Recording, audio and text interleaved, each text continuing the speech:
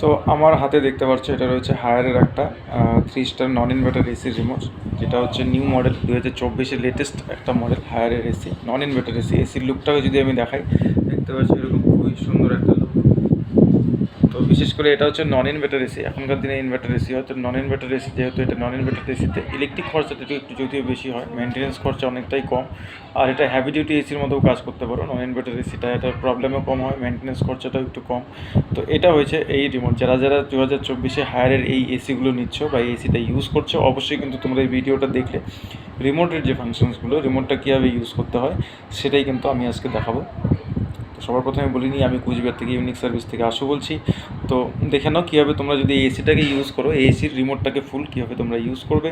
তো এটা আমার এসি, ঠিক আছে। তো এটা আমি ইউজ করছি, যেহেতু আমি একটা মেকানিক হয়েও আমি কিন্তু নন ইনভার্টার এসিটা, এটা হায়ারের একটা নন ইনভার্টার এসি আমি আমার রুমে লাগিয়েছি। তো অবশ্যই তোমরাও বুঝতে পারছো যে নন ইনভার্টার এসির কিছু তো একটা গুণ রয়েছে যার জন্য আমি সেটা লাগিয়েছি। তো সুতরাং তো বেশি কথা না বলে শুরু করছি ভিডিওটাকে। তো সবার প্রথমে এটা হচ্ছে অন অফ। দেখো আমার এসিটা এখন অফ হয়ে গেল। তো এটার মধ্যে আরেকটা যেটা হচ্ছে ডিসপ্লেতে লাইট দেওয়া থাকে, কিছু কিছু মডেলের এসিতে কিন্তু ডিসপ্লেতে লাইট দেওয়া থাকে না। সেটা হচ্ছে রাত্রেবেলা দেখার জন্য একটু অসুবিধে হয় যে আমরা এসিটাকে কততে চলছে বা কততে ওয়ার্কিং করছে না করছে। এটা কিন্তু লাইটও দেওয়া রয়েছে, লাইট দেওয়াতে লাইটটাও কিন্তু ডিসপ্লেতে সুন্দর শো করছে। এসিতেও আমার 26 ডিগ্রি টেম্পারেচার রয়েছে। তো সবার প্রথমে এটা দিয়ে অন অফ করার পরে, এটা দিয়ে অন, এটা দিয়ে অফ, এটা দিয়ে টেম্পারেচারটাকে আপ অ্যান্ড ডাউন করা যাবে। এটা দিয়ে টেম্পারেচারটাকে আপ ডাউন করছি। তারপরে এখানে রয়েছে দেখতে পাচ্ছ মোড অপশান। মোড অপশানে যদি চলে যাই, এই যে এইখানে যে চিহ্নটা আমি একটু লাইট দিয়ে দেখাচ্ছি, এটা হচ্ছে কুল সবার প্রথমে। তারপরে যদি মোডে চলে আসি, এটা ফ্যান। তারপরে চলে আসলো ড্রপের চিহ্ন, এটা হচ্ছে রেন ওয়েদারে, যেটা হিউমিডিটি টাইপের একটু গরম হয়, রোদ ওঠে, বৃষ্টি পড়ে, সেই ক্ষেত্রে এটা হচ্ছে এটা ইউজ করার জন্য। তারপরে যদিও এটা হট অ্যান্ড কোল্ড এসি না, তো সেই ক্ষেত্রে এটা এখানে কোনো কাজ করবে না। তারপরে যদি আবার মোডে প্রেস করি, আবার ফ্যান, তারপরে চলে আসলো সেই 22-তে, ঠিক আছে। এখন এটা যদি করি, হয়ে গেল। এটা যে আছে এটা ভার্টিক্যাল, এই যে একটা সুইংয়ের ভিতরে 4 ওয়ে সুইং, এটাতে যদিও নেই, 3 স্টার মডেল, তো এটা এখানে কাজ করবে না। এইখানে শুধু ভার্টিক্যালটা কাজ করবে। দেখতে পাচ্ছ সুইং প্লেটটা আপ অ্যান্ড ডাউন হবে। তুমি তোমার এসির হাওয়ার ফ্লোটাকে যেইভাবে তোমার অ্যাডজাস্ট করা, মানে যেইভাবে হাওয়ার ফ্লোটা প্রয়োজন, সেভাবে এটা তুমি এখান থেকে অ্যাডজাস্ট করতে পারবে। দেখতে পাচ্ছ কাজ করছে। তারপরে যদি নেক্সট আমি নিচে চলে আসি, এটা হচ্ছে টার্বো। টার্বোটা যদি প্রেস করি, যেমন এসিটা আমার 20-তে আছে এখন বা 19-এ আছে, টার্বো প্রেস করলে কি হবে, টার্বো যদি করি, এখন ফ্যানের স্পিডটা হাই হয়ে যাবে, কুলিংটা ফাস্ট, মানে ঘরটাকে তাড়াতাড়ি চিল করার জন্য তুমি টার্বো এসিটাকে অন করার পরে যদি টার্বোটা প্রেস করো, তাহলে এসিটা খুব তাড়াতাড়ি চিল করবে ঘরটাকে। তাড়াতাড়ি চিল করার পরে টার্বোটাকে যদি অফ করে দাও, তাহলে আবার ফ্যানের স্পিডটা কমে যাবে, নর্মাল হয়ে যাবে। আবার যদি টার্বো প্রেস করি, তখন কিন্তু সেই ফ্যানের স্পিডটা আবার হাই হয়ে যাবে। এটা হয়ে গেল। তারপরে আসলাম স্পিডে যাচ্ছে, ফ্যানের স্পিডটাকে কম বেশি করা যায়, হাই, মিডিয়াম, লো, ফ্যানের স্পিডটাকেও তুমি তোমার ইচ্ছে মতো অ্যাডজাস্ট করতে পারবে। এটা হচ্ছে ফ্যানের।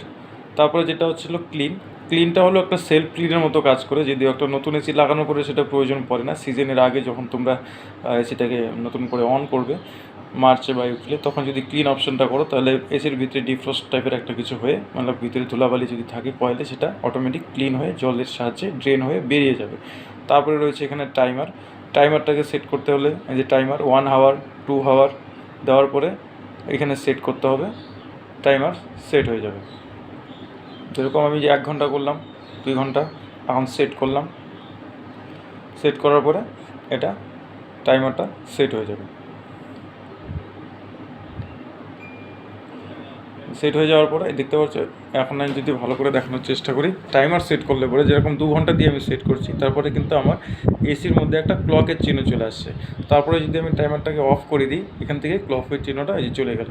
তো টাইমারটা এইভাবে কাজ করবে। আর এটা হচ্ছে স্লিপ মোডটা হচ্ছে রাত্রেবেলা অনেক সময় বেশি ঠান্ডা হয়ে যায় রুম, সেই ক্ষেত্রে এসিটাকে উঠে অফ করতে হয়। তো সেই ক্ষেত্রে স্লিপ মোডটা যদি ইউজ করা যায়, স্লিপ মোডটা ইউজ করলে কী হবে, বাইরের টেম্পারেচার অনুযায়ী মেনটেন করবে রুমটাকে, মিনিমাম একটা টেম্পারেচার সে মেনটেন করবে। বা 23-তে বা 24-এ দিয়ে যদি তুমি এসিটাকে চালাও, স্লিপ করে দিলে সে অটোমেটিক একটা নর্মাল টেম্পারেচার ঘরের ভিতরে মেনটেন করবে, যেটাতে ঠান্ডা গরম লাগবে না। তারপরে এটা হয়ে গেলো এটার। তারপরে বিশেষ করে যেটা বলছি, এটা হচ্ছে ডিসপ্লে। রাত্রেবেলা শোয়ার সময় যে 20 বা যে লেখাটা ডিসপ্লেতে শো হয়, সেই লেখাটার জন্য কিন্তু অনেকটাই ডিস্টার্ব হয়, রাত্রেবেলা ঘর আলো হয়ে যায়। সেই ক্ষেত্রে যদি তুমি এটাকে অফ করতে চাও, তো কিন্তু এটা প্রেস করলে ডিসপ্লেটা চলে গেল, আবার যদি প্রেস করি তো ডিসপ্লেটা চলে আসবে। তারপর আরেকটা জিনিস আমি বলছি, যেটা হচ্ছে গিয়ে অনেকেই কিন্তু এই জিনিসটা জানে না, রিমোটে কিন্তু আমরা ক্লকের যে টাইমটাকে কিন্তু সেট করা যায়। তো অনেকেই এসি ইনস্টল করার পরে রিমোটের টাইমটাকে কিন্তু সেট করে আসে না, সেটা কীভাবে সেট করতে হয় অনেকেই জানে না, সেটাও দেখে নেওয়া ভিডিওতে। তোমরা ক্লকের টাইমটাকে কীভাবে সেট করবে, ক্লকের টাইমটাকে যদি সেট করতে চাও তাহলে আমি প্রেস করলাম, প্রেস করার পরে যে 12টা, যেমন 12:08 এখন চলছে, তো 12টাকে যদি আমি 1টা করি বা 2টো করতে চাই বা 10টা 11টা করতে চাই, যে 12টা 1টা করলাম, মনে করো আমি এখন 2টো করবো, এটা কিন্তু চলে যাচ্ছে 12র পরে, এই যে এইভাবে এটা হচ্ছে ঘন্টাটা অ্যাডজাস্ট হবে। এটাকে যদি পরে আমি ঘন্টার জায়গায় যদি মিনিটটাকে সেট করতে চাই তাহলে এখানে প্রেস করতে হবে। এখানে প্রেস করার পরে কিন্তু এখন মিনিটের যে সিস্টেমটা রয়েছে, মিনিটটাকে অ্যাডজাস্ট করার জন্য এটা ব্লিঙ্ক করবে, তখন কিন্তু আমি যে মিনিটটাকে আমি এখান থেকে সেট করতে পারবো। এখানে সেট করার পরে সেট টাইম যদি অপশনটা প্রেস করি তাহলে কিন্তু দেখতে পাচ্ছ এটা সেট হয়ে গেল। তো সুতরাং এইটাই হয়েছে এটা ফুল রিভিউ। এই রিমোটটা যদি তোমরা ইউজ করো অবশ্যই কিন্তু এটা এভাবে ইউজ করতে পারবে। আরেকটা জিনিস যেটা মোস্ট ইম্পর্ট্যান্ট, যেটা আমি বলে দিচ্ছি, এখানে রয়েছে দেখো সেভিংয়ে কী হয়, সেভিং যখন আমার এসিটা এখন 20 ডিগ্রিতে ওয়ার্ক করছে, এখন যদি আমি এনার্জি সেভিংয়ে করি তো এসিটা অটোমেটিকলি 24-এ চলে যাবে। প্রেস করলাম, দেখো এসি 24 ডিগ্রি চলে গেলো, মানে 24 ডিগ্রি টেম্পারেচারটাকেও মেনটেন করবে, যেটা স্বাভাবিক একটা নর্মাল কুলিং। আমাদের জন্য এটা একটা পারফেক্ট কুলিং। তো সেই ক্ষেত্রে তুমি যদি আবার এটাকে অফ করি, তারপরে তুমি এটাকে অ্যাডজাস্ট করতে পারবে। বা আমি যে 16তে করলাম, 16তে করার পরে আবার যদি সেভিং করি তাহলে কিন্তু এসিটা আবার 24-এ চলে যাবে। তো এটাই হলো এই এসির রিমোটের একটা ফুল রিভিউ। আর আমি বিশেষ করে বলতে চাইবো এটা হায়ারের একটা নন ইনভার্টারের লেটেস্ট একটা মডেল। তো অবশ্যই যদি তোমরা কেউ বাড়ির জন্য একটা নন ইনভার্টার এসি পারচেস করতে চাও অবশ্যই করতে পারো, খুব ভালো এসি, এটা আমি নিজেই ইউজ করছি, ঠিক আছে। তো আর বেশি কথা না বলে, ভিডিওটাও অলরেডি অনেক বড় হয়ে গেছে, তো এখানে আমি স্টপ করলাম। তো বেস্ট নেক্সট অন্য কোনো টপিকে বা অন্য কোনো রিভিউ নিয়ে আবার কিন্তু আমার এই চ্যানেলে ভিডিও থাকবে। অবশ্যই আমার চ্যানেলটাকে যদি ভিডিওটাকে ভালো লাগে অবশ্যই আমার এই চ্যানেলটাকে লাইক করবে, শেয়ার করবে, সাবস্ক্রাইব করবে।